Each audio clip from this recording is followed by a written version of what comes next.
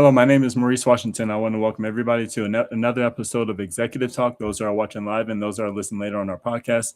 Thank you so much for joining us in today's program. Today's program is titled Newlyweds, Have You Had the Money Talk? I know this is a very intriguing conversation for a lot of people, especially obviously we're communicating to newlyweds. But if you are married, you can absolutely still have the money talk. Have you had the money talk? With me today to have this conversation is Kerri Farren. She's with Summit Global Private Wealth, and she's going to actually give us a little bit more and actually a deeper insight as to how she sees it from her point of view, being in the profession as she is. So without further ado, let's go ahead and bring Kerri to the stage. How you doing, Kerri? I'm doing just marvelous. I wanted to say one thing. I got a good compliment today that a friend that's a musician, he said that I have a nice shirt on. He said that's the kind of shirt Miles Davis would wear. So I got that going for me, which is nice. So I'm having a good day. There you have it. There you have it, folks. I wasn't even ready for that, but here we are. I love it. We love her shirt. Kerri, within the context of this show, because you've been in the industry for 18 years plus, is this a recurring conversation that you see frequently when you're sitting at the table with families? Definitely, all the time. I see conversations like this, newlyweds, people that even have been married for a while, but remember being the newlyweds, and then also even people becoming a newlywed. So I've seen so many different reactions on how the husband and the wife communicate, how they meet. And so I've had a lot of experiences, good and bad, but I love it. Okay. All right.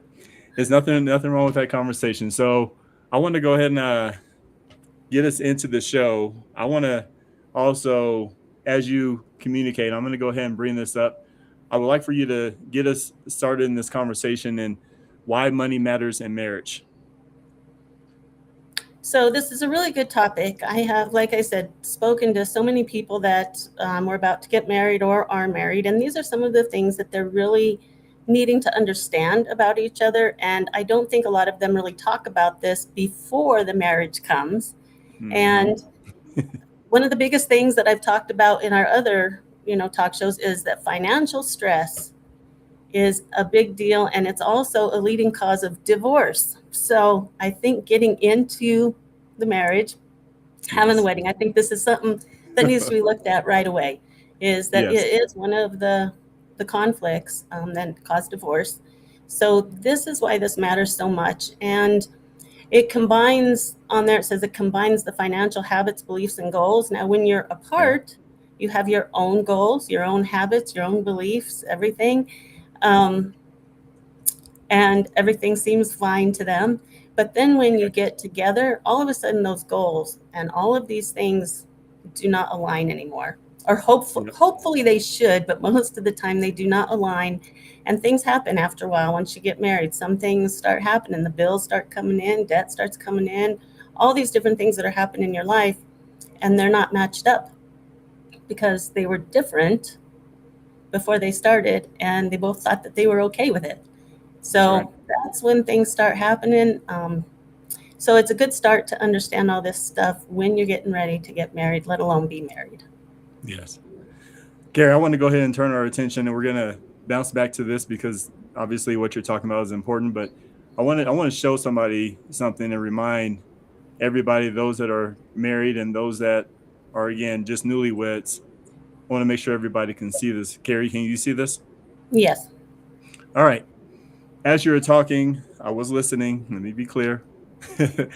But also, I want to make sure I wanted to pull this up because this is a very important reminder. People absolutely forget these vows. The traditional wedding vows often follow as a classic repeat after me format where couples recite lines prompted by the officiant, such as to have and to hold from this day forward, for better or for worse, for richer or for poorer, in sickness and in health, to love and to cherish till death do us part. Kerri, you remember those, right? Yes. Okay. I do. All right. Folks, I'm going to go ahead and I want you, as we're doing this show, I want you to remember those vows. I want you to remember what got you to the table. Remember, during the dating phase, the two of you were excited about each other. You said, I can't be without you. I want to spend time every moment spending time with you. You know, if you guys got into arguments, you said, okay, whatever, had the conversation, got back together, kept it moving. And you said, you know what, we were fighting for this, we were fighting for each other. We can do the distance. The difference is when you're dating, you still had your choice available. But as soon as you got up there, you made a vow, and you made a to death do us part vow. Meaning you said, I'm going to be with this person from now until forevermore. That means Susie over there, yeah, she's cute.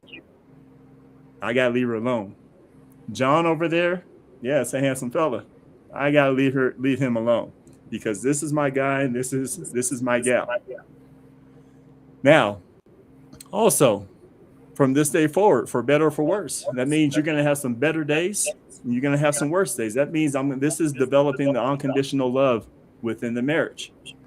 For richer or for poorer, that means you're gonna have some. When the two of you got together, the two of you created a perception for each other. I'm going to work. I'm gainfully employed. I'm excited. Down the road, I might want to open up a business. I've always wanted to do this. It sees you as a very ambitious person. Just more the reason why that person loved you. Okay.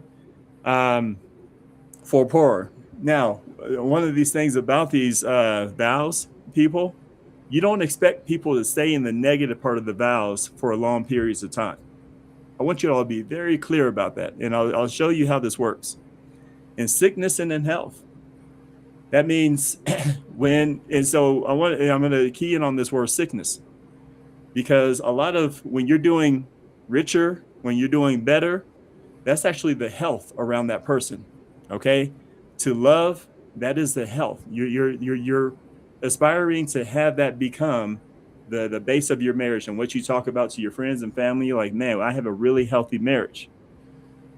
But there's part of this is if you stay in the negative portion, if you stay poorer for too long, if you stay in the worst too long, if you have personal sickness, if you have a sickness of your belief system, if you stay in that sickness too long, this is a statement that pops up. It's called, you make me sick. Kerri, have you ever heard of that before? Have you ever heard people talk like that? Yep. Too many times. Yep. Because you're dancing with the vows. You keep on playing with the vows and you end up making each other sick because of how you're moving. You're taking this unconditional love thing for granted. You're thinking, she's just upset. He's just irritated with me. He'll be all right. I'll give him a kiss later and feed him some steak and he'll be all right. He's cool. That's your thought process on making things better. But again, when you had that statement, and this is why the divorce rate is what it is because you are making each other sick. And so think about what we're saying as I gave you provided that context with you. So when we're talking about this, and then we bring up these points here, financial stress is one of the leading causes to relationship conflicts. You're making me sick. And one of those things that Kerri was talking about when it comes to financial stress, you got to understand something about people's past and their childhood. That is their baggage. That is their sickness.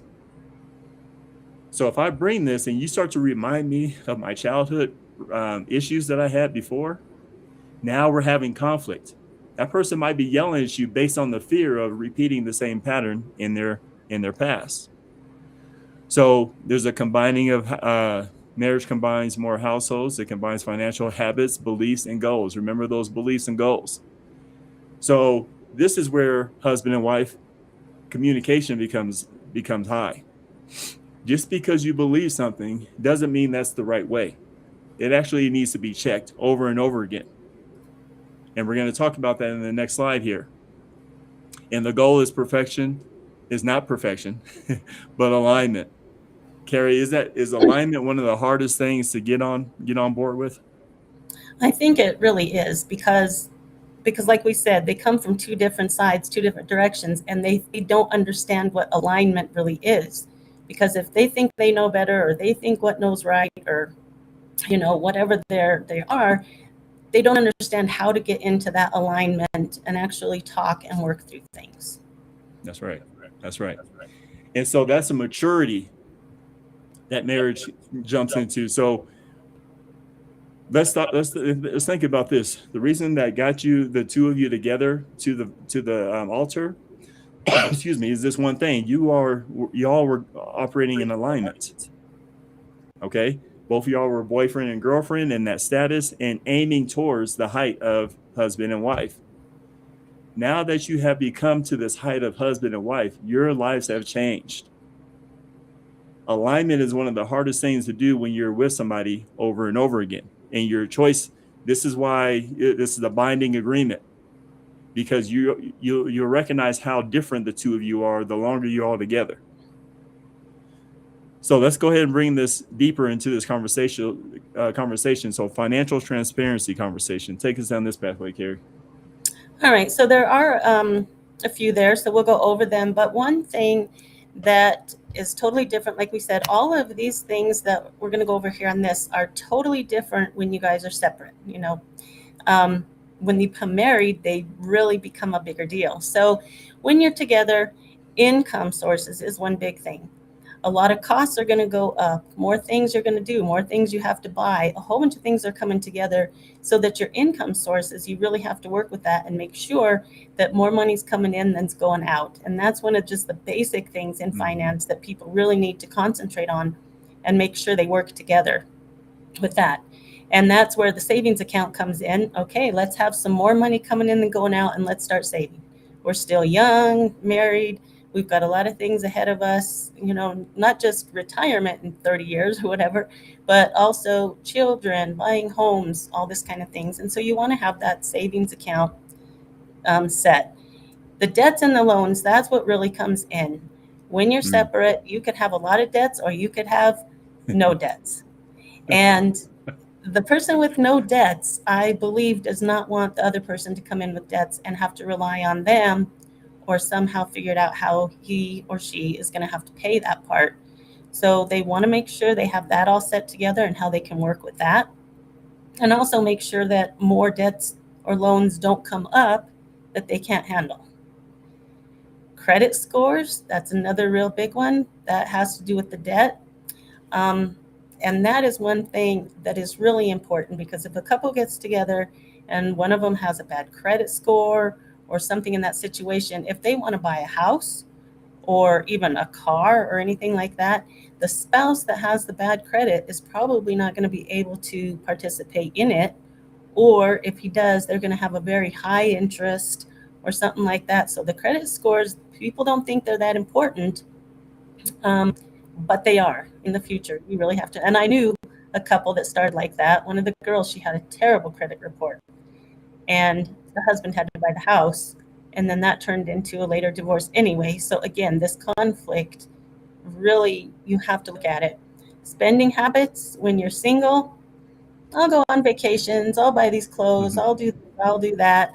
But again, when you come together, the spending habits have to be different. You also have to be doing things together that you like, instead of just sprouting off and doing your own thing all the time. So that kind of spending, you want to work together with that. And then the financial fears, of course, young people don't really see the future as being in a huge debt or wanting to go on these huge vacations or this and that. So the financial fears, they're not quite there yet. As you get older and you see all these things changing in your family, and then you sit down and start looking at the numbers, then these financial fears come. And this is something you really have to think about. And I've talked to so many new married people that have come in, they're in their 20s, and they have no stress whatsoever about their financial, because they believe they have so much longer to go. They're going to have these great jobs after this great education that they owe thousands of dollars to. And, it continues like that. And the financial fears definitely come later in life, which I'm experiencing with a lot of people now in their 40s that are really, really stressful about money. And I think it has to do because they didn't have the knowledge or work together with it when they were first married. So they really need to work on that together. Yeah. Kerri, as I look at this and I look at this list, one of the things that is suggested that you don't do but you do anyway because that person's with you every day, it's a word called judgment. You start looking at how you do life. You take a closer look. Again, the love phase, you're out of it, right? The love phase went to the point of I got married. Okay, I achieved that in my life. That was part of my plan. Now, once you shift and transfer over, that love phase actually needs to regrow. You're into a new phase of the relationship. You're starting over.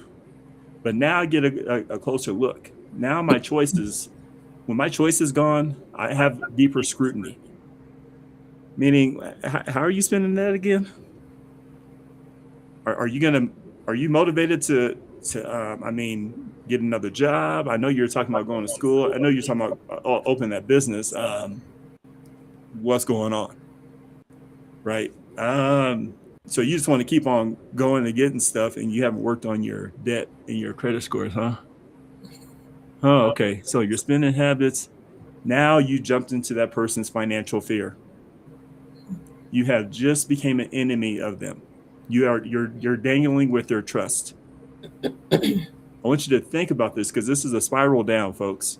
Once the thing that was once love, remember what we talked about, sickness and health. Your habits start to become a sickness. You really start to stress people out. Remember what Kerri said, and she said it before. She's heard it time and time again. I'm sure you've heard it before. You make me sick. Remember that statement. Kerri, give us that story because you had told me a story before that just really completes this picture. Oh, is it the one? Excuse me. Is it the one I believe that was divorced and he had a spouse? Yeah, your mentor, right? Yeah. Yep, my There you go. mentor. He had an ex-wife, and he had to pay him, of course, the monthly payments that you always have to do when you get a divorce and they have children. And he was about in $150,000 debt, he told me. And he went to his new wife one day and actually had to ask his new wife to loan him the money to pay his ex-wife that monthly payment. She lost it. I remember he said she threw the purse across the floor, and it was right then he said, okay, this is not going to happen again. I am not going to have my new wife pay for things, and we're going to make this work. And he sat back and thought about things for a long time, really tried to understand everything, hit hardcore, and now everything's paid off. He's paying things off like he's supposed to, and they are incredibly very comfortable with where they stand today with their money. But that was something that really hit him on that side. Was he said, I already went through one divorce. I'm not going to do another one, and I'm not going to let this finance problem get in the middle of it. And with that story, it's laughable because he's really good at telling stories, and he's really good at saying that, and it's very laughable. But the point was incredibly made that you have to have this financial stuff straightened out before something happens. When you have to go ask your spouse to pay your bill to your ex, it's just like, yeah, that was an interesting story, and I love the way he tells it. But it was a huge learning tool for everybody. That's it. And so that's a perfect example of your past becoming somebody else's present. You have to really be careful on how you're operating. And this is why money becomes one of those, have you had the money talk? Let's go ahead and get down to this point, Kerri. So we did the financial transparency. Let's discuss creating a joint financial system. Bring us down this pathway. So there are different ways to look at joint accounts and non-joint accounts. When you first get married, it is not a recommended idea to all of a sudden put everything in one account. Don't joint everything all at once, because if people have different views and ways they work with money, that could totally mess the other person up, and that joint account could be used for totally wrong things and used in totally wrong ways. Unless it's a perfect marriage and everything is perfect. But I don't know if that happens all the time, So there shouldn't be someone that just jumps into it all at once. So what we call is there's a 3-account strategy. So we have a household account. That account should be the joint account. That kind of money is what should go in together to pay for your mortgages, your house bills, anything that you use together, groceries, anything like that. And you can understand what that money is being used for, and it's totally agreed upon, and you have that joint account. But then you want to have your individual spending. Again, you do have your own ways of doing things, travel, buy things, this and this when you're individual. So you want to continue to at least do some of your things that you enjoy by yourself if the other one doesn't want to, or what they buy. So you want to have that individual spending account that both of you can have and do your own thing, just making sure that the money that you need to spend is all going to go into the household account first. But then you have your individual accounts to do what you want, and then a savings account. You both need to have something going on together with a savings account separate so you can start saving the money for your future. So starting out is really understanding where the money's going, who uses money, how you use the money. And you can see that also once you start seeing those individual spendings, the individual accounts. And those are things you really need to talk about too. And the monthly money meetings, when it's time to pay bills or when there's a question about somebody's money in the situation or whatever, have that monthly meeting.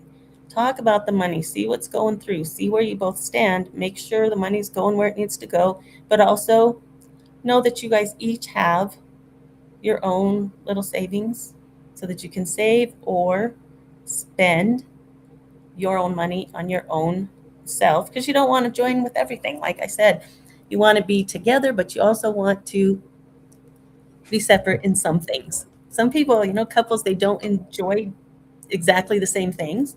So you want to have your uniqueness. But that's one thing, a big point right there is do not do a whole joint all of a sudden with everybody's name on it and start trying to work with that equally. It will make huge conflicts. That's true.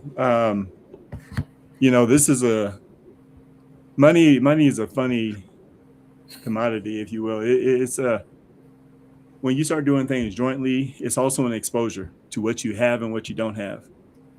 When couples are both doing financially well and they can throw money in the pot, it's a joyous conversation. It's a joyous monthly money meeting, right? It sounds beautiful when things are right, but let one of you not be in the right situation. Let somebody be having a pay cut situation. Let someone not be working all of a sudden for a while, and you having this monthly money meeting. It becomes are you going to get a job? I mean, you see, we got the mortgages due. You see, we're tight. It becomes a source of pain. So be careful on these monthly meetings. And also, this is something that you want to pay attention to, of being on your stuff. This is not just because you're married, that unconditional love, don't get drunk off of it. You have to stay on this place of, you have to be ultra responsible and respond to this, and make sure that you can have these conversations and put yourself in a position to be on top of your game. But yes, this is I agree with you. This is an opportunity for both parties to actually become mature for each other. If we're talking about not perfection but alignment, well, how do you get aligned? Create something that you can get aligned with. Right? It's aligned that we want the mortgage to get paid. It's alignment that we want the trash to get picked up. We don't want the lights to get turned off. Right? So those are things that everybody can get in alignment with, and just make sure that they're done, so that way they can keep moving. So, Kerri, again, do you feel like there's a lot of people that are successful in doing this based off of your industry? I would say no. Okay.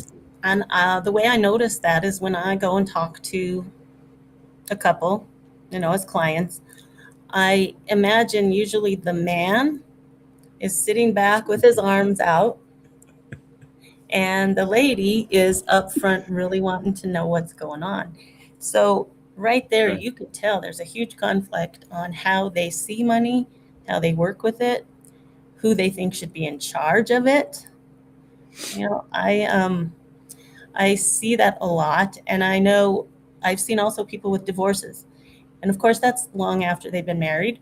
So it's kind of about like the topic of newly married here. But from the very beginning, they had a conflict of money. And so after a while, after being miserable for 20 years, they went through divorces, and the fighting over the money was insane. So what I saw out of that is from the very beginning, they didn't have an agreement on money or how to spend the money. They just never had those talks. And I could tell, when I've Yes. talked to them before the divorce, after the divorce, and just seen what's going on.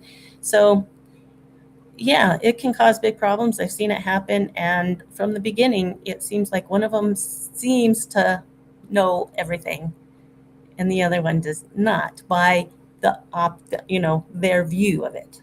Yes, right.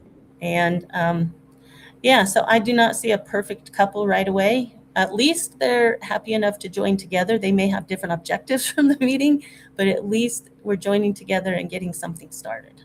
Sure. And that's huge, folks. And you're alluding to our very first slide there. It was your belief systems. You're seeing the wife have a different belief system where she's more of she's planning. She is, in her view, there's more security measures when it comes to money. You as a husband, some of our bad habits typically are, we just get comfortable. I got a job. I got my wife. I got my dog. I got my house. Life is good. Right? You don't have to tell me anything. I already know. Well, the two of you are already operating off of two different playing fields, because one is relaxed. One is thinking about 65. One is thinking about, we want to go on this trip, so we got to really buckle down and get this. So you can see the conflicts, or you can see the belief system coming in and changing the belief system. We actually have a comment here, and that's a fact. Marriage is conditional. Even though the vows have stated the conditions may change, but you should remain committed regardless of the conditions. Mr. Think I'm Possible. Kerri, how do you feel about that comment? Yeah, I think so. I believe it. It's a fact. Yeah, they have stated what the conditions may change, or have stated things, but the conditions may change. Like we were talking about before, is before they get married, a lot of people think about all these vacations they're going to take, the big houses they want, and the other ones are more laid back. I don't really need a big house. I don't really need all this, but these are the kind of things that totally have to get together when they meet, because if there's a conflict right there and one of them wants one thing, one of them wants the other thing, and they can't work it out, well, that's a bad start right off the bat. So that was a great comment on there. Folks, I want to, as Kerri was talking, as Mr. Think was talking, which is Derek Saunders. Thanks for joining us, sir. There is something about folks that you have to include into your marriage, into your relationship. The person that you met when you were young is no longer there.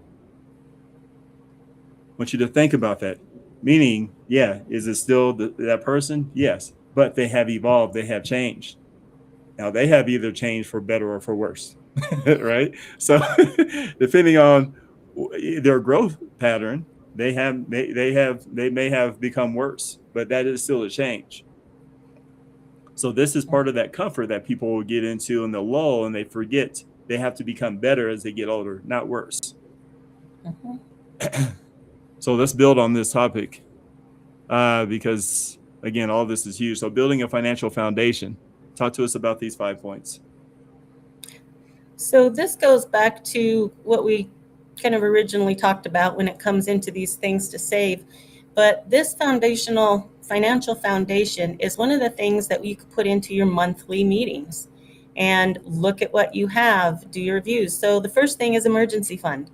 You want to have one of those, because if one of them falls down the stairs and can't work, we need to have an emergency fund to fill that in. We don't want to use credit cards to pay the bills or whatever we need. We want to have that emergency fund. Or if your car totally breaks down and you have to go buy a new car, let's use an emergency fund. So these things really need to be talked about.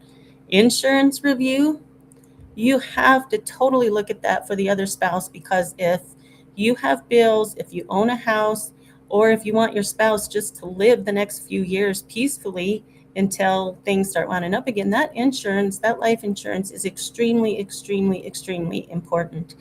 And you really need to understand what the concept of life insurance is when you get together.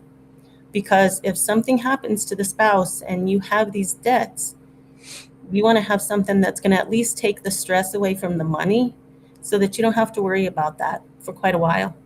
That's a big thing to talk about. Beneficiary updates.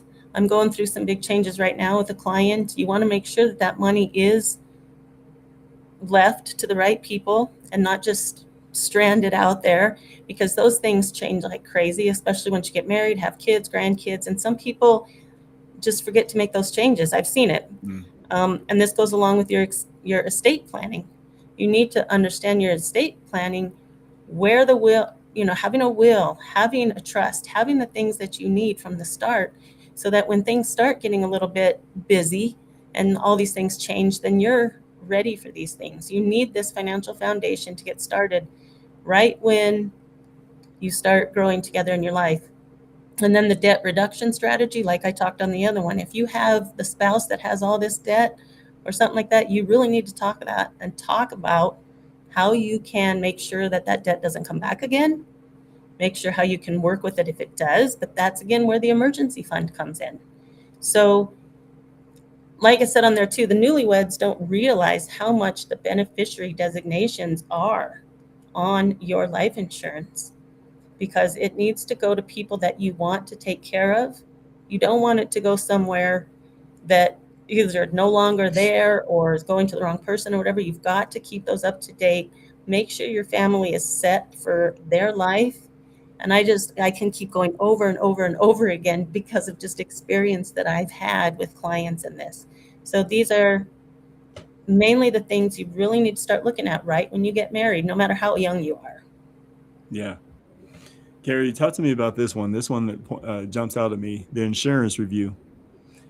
Do you feel like people put together their best foot forward when it comes to insurance, setting their family up for insurance? Meaning, do you see people go for $1 million? I want $1 million policy to make sure that my family's set up, or do you see people go for cost efficiency and get 100,000? It's very cost efficiency, and that's when it comes to also the way we look at what type of insurance that they would work for them, considering a term life insurance or a whole life. Now, if they want $1 million life insurance, a term would probably be good because of the cost. However, it doesn't last forever. So that's another reason why people end up doing the lower ones, 100,000, 200,000, because that's all they can kind of afford, but even though it's even more expensive. But it has all of those living benefits on it. It's got the long-term care on it. So everybody needs to look at that. And that's where the cost of the insurance comes in. People get afraid about cost. They can be expensive. But if you look at, in the long run, what that would do for the family, especially if you need to use the long-term care on that, because if one of them gets sick, again, it goes to unable to work. If you have that rider of long-term care on your insurance, you can use that at any age. A lot of people think that can only be used for the elderly when they need help, but that can be used for anyone if something happens to them and they can't work. So that is something definitely people really need to keep an eye on and watch for. And again, a lot of the life insurance should be the amount of the debt that you have minimum to pay off the house, to pay off big other loans, so that again, your spouse is just fine, comfortable, and not have to worry about the finance. She can just unfortunately have the problems and the worries of what's really going on. But that's something to look at. And the younger you are, the less expensive. So if you want an expensive one and you're looking at $1 million for life, for a whole life insurance, then yes, talk about it young. You can get it a lot cheaper, put it together. But that's another thing to really talk to your advisor about, whoever you use, just to make sure that they can calculate what your life insurance should be if something happened today, and how they can get it in the best position at the lowest cost. So, like I said, I could go on and on and on how important that is, but I won't. Hopefully the point has gone through. Gary, as I see this, building a financial foundation, this is opportunity to show how much you love them. Even while to me, the way that I'm receiving this is even while I'm gone, I still want you to move forward. Mhm. Meaning you are setting them up for success. Yeah, they may go take a trip to, and they may take a cruise. So what? You're not there. Let's just kind of be real about the situation. You're not there to really monitor what kind of fun and joy that they're having. As long as they are okay, you did your part.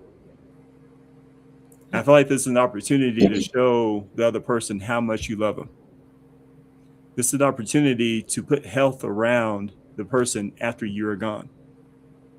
So that way they're not fighting and trying to figure out who the estate goes to or where it goes and so on and so forth.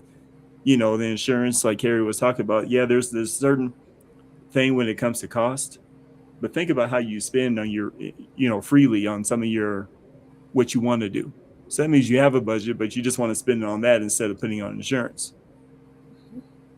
Think about how you're going at this and how you're taking care and what the message that you're sending. If you set them up with 500,000 or a million or something of that nature, so be it. It's the gift that keeps on giving. It's just to say, hey, while I'm gone, here you go. Put them at ease so that way they can take care of the financial liabilities that you may have still, and also take care of theirs and keep moving forward. And then, whatever happens in their life happens in their life. I mean, would that be fair to say, Kerri, or is that too far-fetched? No, it's not at all. You want your spouse, if you get married and that's, love through good and bad, you want to be able to provide that information when the bad thing happens, if it does. You want that person to continue living the life that, that person was doing before they got married or when they were married and very happy. So it's just so important that I totally agree with you. Leaving the spouse the money to pay everything off and to be comfortable. And also that person, like you said, also is happy with letting the spouse do the things she wanted to do in their life, even though she's gone. She or he is gone. So I don't know. I just think that's something to look at right away. And people think I talked to a client one time. They're both entrepreneurs. They both have their own business, and that's when I think life insurance is really, really, really important. And I tried to talk to them and understand them, but they didn't believe in it. They thought they would put their money into IRAs, and when the time comes, there's the money for the IRA. And what is it, that $6,500 a year they can put in now? And if someone dies after that, she gets $6,500. You could put that money into a life insurance. And so I was boggled by their thought on that. Is I would rather see, having the spouse have a lot of money, especially since she's an entrepreneur and has her own business. She needs to succeed with it. So people just look at it different. But that one was a shocking one. I can see how you're still feeling about that because you're biting your tongue. Yes. But let's move on, folks, before Kerri gets into place. We're fine. It's fine. Oh shoot, no, it's fair. This one's a big one, folks. Setting shared goals. Go ahead and take us down this list. So again, these are things we've talked about before. You want to have that shared money together, like buying the home. You want to have the right decision on how much the home's going to be, where you want to live. Things like this has to be agreed upon before I think you should even start going to see how much money you can spend. You need to get that goal together. Starting a family, remember, to bring up one kid is $1 million for the first 18 years. Every child is $1 million for the first 18 years. And me, I'm 55. Actually, I'll be 55 in just a week. But my mom is still my mom. And she helps me still in things I need help with. So you're still a mother, even when your daughter is 55 years old. So yeah, it's just amazing how life goes like that. But so even just starting a family, you need to understand $1 million for the first 18 years. Travel goals, I knew a couple, the lady wanted to travel all over the world, but the husband was in the Marines and he had traveled everywhere. So he didn't want to travel anymore. So there's a conflict right there that you want to learn Yeah. about. If she wants to travel and he's fine with it, great. There's your pack of the money and go. But again, different goals like that can be conflict. But if you share your goals on what you like and what you don't like and you agree, then it's perfect. Retirement age, I just had a client, she's 55, retired. Her husband is probably not going to retire until 65. Okay. And so she's got quite a while to live without having a job, which she's so far is fine with, but she just, retired a month ago. So you never know, she might get bored quick. But the fact is they had to work together. Okay, now her income, she's going to continue to get income with her retirement plan, things like that. But is it going to be enough to continue to pay for everything? Is he going to be able to retire earlier or later? They really need to sit down and talk about what that age is going to be, the pros and cons, what can happen at what age, and really need to understand what's going to happen after that. Career changes. I have a great example of that, and that's me. I had, Yes, ma'am. yes, I had a full-time job, regular job at Hewlett Packard, and I decided one day I did not want to do that anymore. I did not like having a boss. I did not like being told when I can take time off. And I know a lot of people feel that way. And so at the time, my husband had a job, but I just decided to quit and go be an entrepreneur. Yeah, that we had spoke about it, but even I didn't know what kind of what we were going to get into. But Yeah. at least we had continued to look at it and talk about it, and then we saw what was going on and see where we had to make changes with the money coming in. And so career changes, you never know, even if it's from employed to entrepreneur, or even a job that you're making really good money at, but you hate it. So you'd rather go work for someone else, even though it's a lower pay.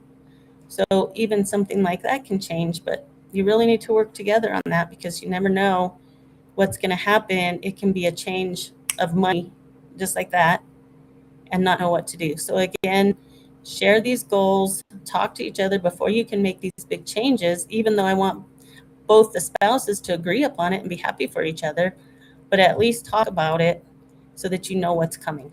And that's where Yeah. career change to the business ownership. Yeah, that's a huge change, but any kind of change like that, anything that costs money or changes the direction of the money, that is something that needs to be talked about right away when you start feeling about what decisions you want to make. So it's very important. So true. So true. Kerri, this is if you want to find out where your holes are, you want to figure out who the person is that you married, this is a good opportunity to find them right here. I want you to think about this when there's a career change, just one thing to go from this industry to a completely new industry. The way that the two of you got married can almost guarantee that both of you were working a W-2 job. You sold each other on something in a particular time frame of, yeah, I'm gonna have this certain amount of money come in. I'm gonna have this certain amount of money come in. That was part of the secure reason why you got married to that person. When Kerri had brought up that the example of her having the career change, it was a perfect demonstration or illustration as to what she went through a change, folks. She was not satisfied anymore. Now, both parties handled this change completely different. If you're a man and you go through one of these business ownership kicks, per se, it's not that you're wrong. It's just that you're a man. But let's just kind of be clear about that. I'm gonna explain it to you.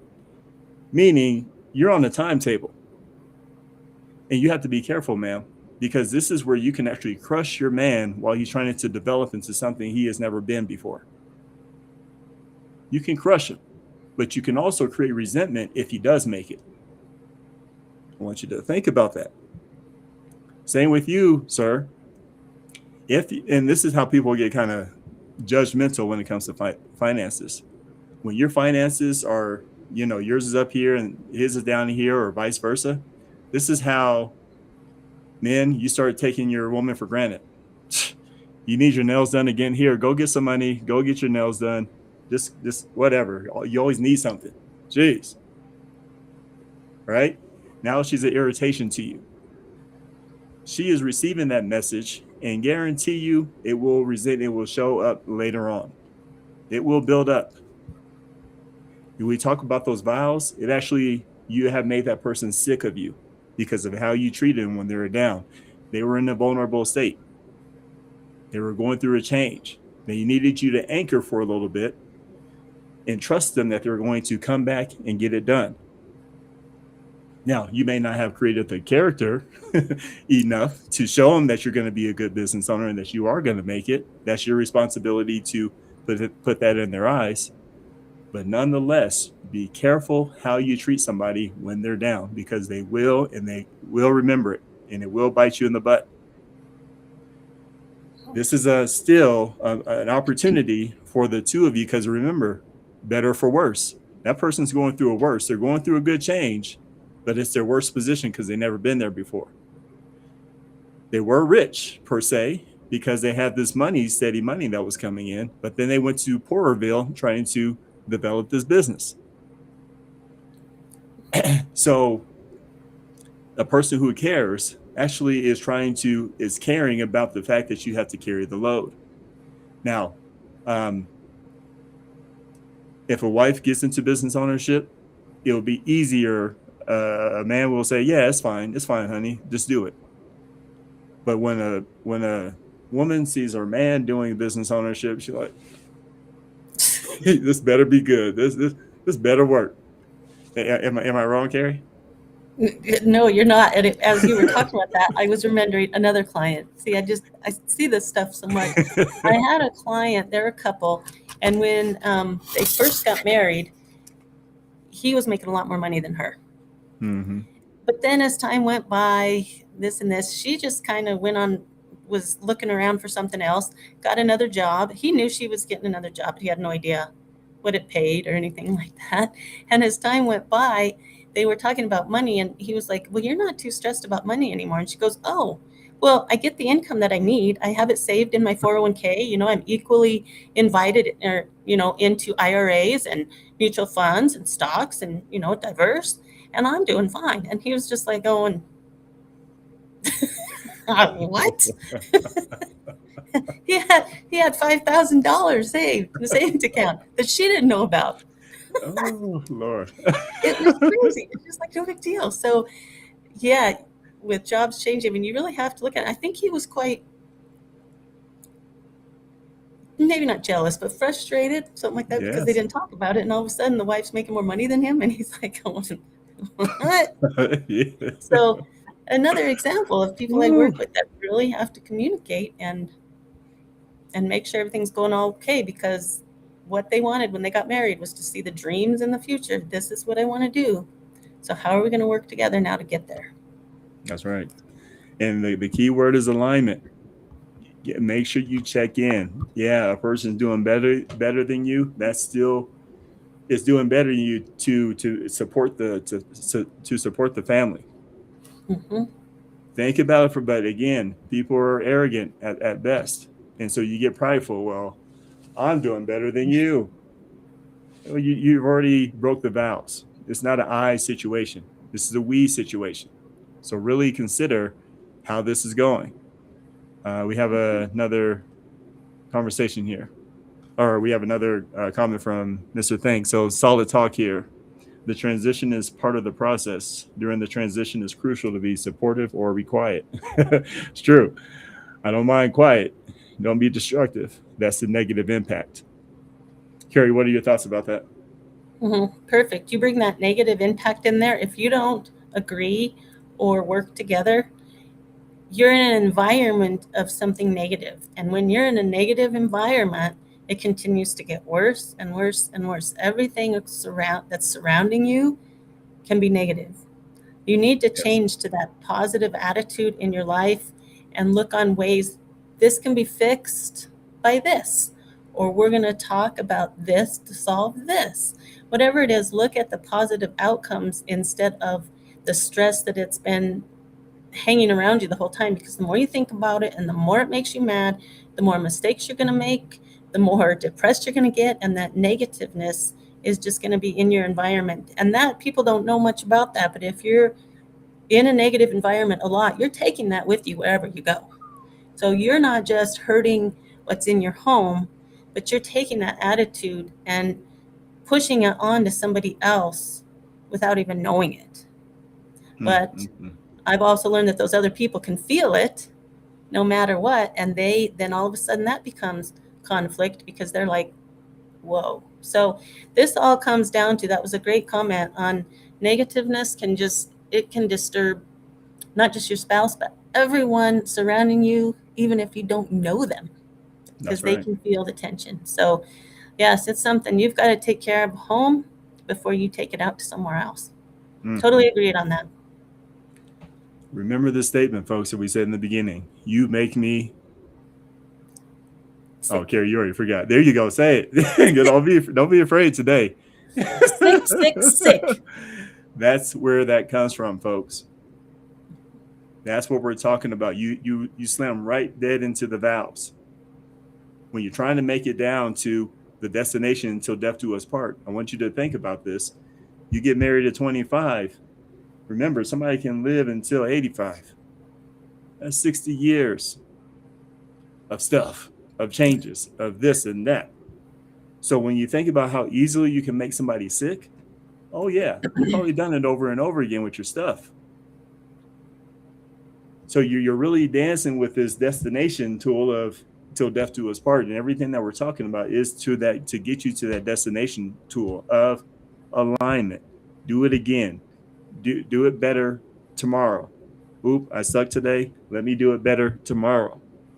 Because it doesn't take much for better to turn into worse, for richer to turn into poorer, for sickness to turn, or from health to turn into sickness. When you all started, you were the happiest couple. And I advise for everybody, go look at your wedding pictures and remember that moment. This was the happiest day of your life. Maybe you're stressed because you're doing something new, but at the same time, you said this is your person. Why are you here at this point now? Kerri, I'm going to stop talking and give you the mic and give you an opportunity to tell us what we need to do with what we're talking about. Okay. I can come up with a whole list of things what people should be doing, but I'll be short and sweet. So I think when you are first getting married, it's things we've been talking about through the whole thing. Really get that connection with each other. When you get together, it's just not a connection of love and the future and I love being with them because we do this. You have that great connection, but you need to get the money connection put in right away. I mean, it can be very scary in the future, but you have to, that's like a main priority to me, I think, because most of them are cause divorces. And I see these all the time. I also think that divorces with these generations compared to like my grandparents' generations are totally different. Today, it seems like people run into these problems and they just get divorced. Like it's no big deal. There's divorces all the time over money. But back then in those other generations, they worked at it. They knew that they would have different financial situations. Most of the time back then, only one of the parents worked and they had a lot of kids. So a lot of conflict and stress came around. But back then, it just seemed like people always really worked more together to be successful and make this work. And so I want people to think about that. Is just don't give up just because you're having a couple conflicts. Talk about it, learn about each other, and work through it, because everybody wants to have a good life. Everybody wants to be married with that person and to be able to succeed in life and do whatever anybody wants to do. And so that's, totally my recommendation and what I think people should be doing before they get married. And there was one other quick example that I thought about. And I had a friend, and this was like 22 some years ago when I worked at HP, and she was at a friend's wedding, and they had just finished the wedding. They were at the party, but then she and her fiance were getting married just in a couple days. And during that party, her fiance decided to go and get some more alcohol. And when they were out there, they got hit and died. So what I got out of that is life is so short. If they had been married for 2 days, what kind of things would have been different if that happened instead of it happening 2 days before they got married? Things are probably equal. Things were probably, planned already because the wedding was so close, but everything's different once you're married. All of a sudden the money's combined, life insurances are there, which at this point, this shows how much important life insurance is for that couple. But these are things that I noticed with all the people I work with, and that one kind of hurt. But it's just another point again of how everybody needs to work together on this. And that's just the points I'm trying to make. So before I go into any other stories, we'll go ahead and let you go with that. But hopefully my point was made on that. It certainly was, Kerri. It certainly was. I wanted to take a minute to thank you again for, in all of our shows, for having the audacity to bring these type of conversations to the forefront. This is exactly what we need to hear because, again, the ideal is to make it long term, and for you to talk about something that actually split that potentially can lead to, and actually a lot of the cause of divorce is because of money. Thank you for tackling this, and thank you for your profession and what you do and you're caring to look into this to to be a consultant in this manner to help them get through. So thank you for what you do in your profession. Yeah, thank you very much. I appreciate you. All right. We'll have you on next time. We'll keep on continuing the conversation, and we'll see you there. All right. All right. I want to thank everybody who's watching today. I want to thank everybody who has commented. I want to thank everybody who will watch the show later. Take a few minutes to digest this show. You may not be a newlywed, but you're in the midst of the middle of the marriage. You've done it 10, 15 years. You're a veteran now. But if something's off, this is an opportunity to get back on. This is the opportunity not to sit there. This is an opportunity to rekindle the fire by doing it right. By having the conversation or making the adjustment to bring that love back to where you were excited about doing the together thing. That you're excited to make sure that, you know what, I don't need that person. I don't need that person because this person does it for me. That is what marriage is about, and that's what you signed up for. And this is this is one of the safest covenants to be part of. If you do it wrong, it doesn't feel very safe. But if you do it right, if you really hone in and work together, it is the best system to be part of. Mark my words. Thank you, Kerri, again, for taking your time to do this. Thank you, viewers, for taking your time to watch our show. But right now, Kerri and I, we actually have to get back to work. So we'll see you next time. Have a great day.